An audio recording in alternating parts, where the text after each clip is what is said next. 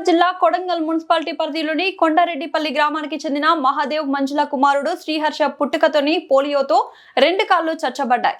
ఒక చెయ్యి ఒక కన్ను సరిగా పనిచేయడం లేదు. కొడంగల్ పట్టణంలో విశ్వభారతి పాఠశాలలో 6వ తరగతి చదువుతున్నాడు. కొండారెడ్డిపల్లి నుండి కొడంగల్ పాఠశాల వరకు పాఠశాలకు తమ్ముడు అక్షయ్ 3 చక్రాల బండిని తోపుకుంటూ అన్నను పాఠశాలకు తీసుకువెళ్తాడు. తల్లిదండ్రులు మేస్త్రి పనులు చేస్తూ జీవనం కొనసాగిస్తున్నారు. తల్లిదండ్రులు మాట్లాడుతూ మా బాబుకు పింఛన్ మరియు ఛార్జింగ్ సైకిల్ ఇందిరమ్మ ఇల్లు మంజూరు చేయాలని కోరారు.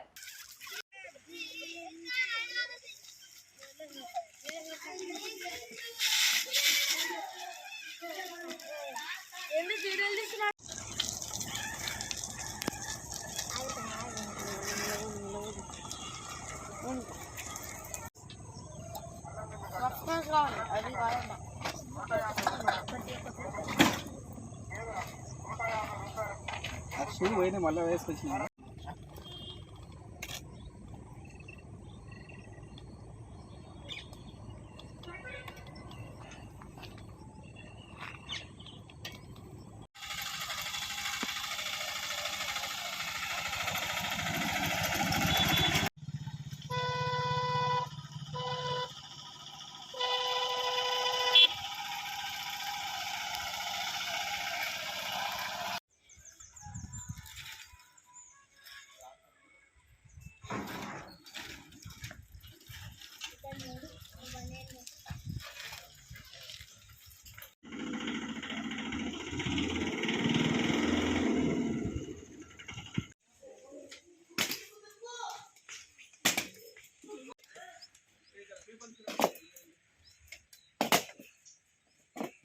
పేరు శ్రీహర్ష.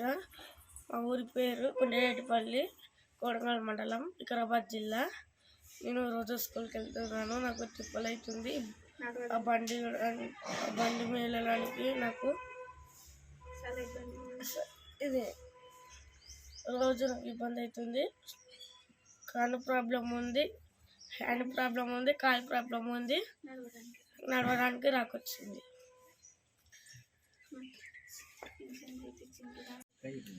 మాది కొండారెడ్డిపల్లి గ్రామం, కొడంగల్ మండల్, వికారాబాద్ జిల్లా.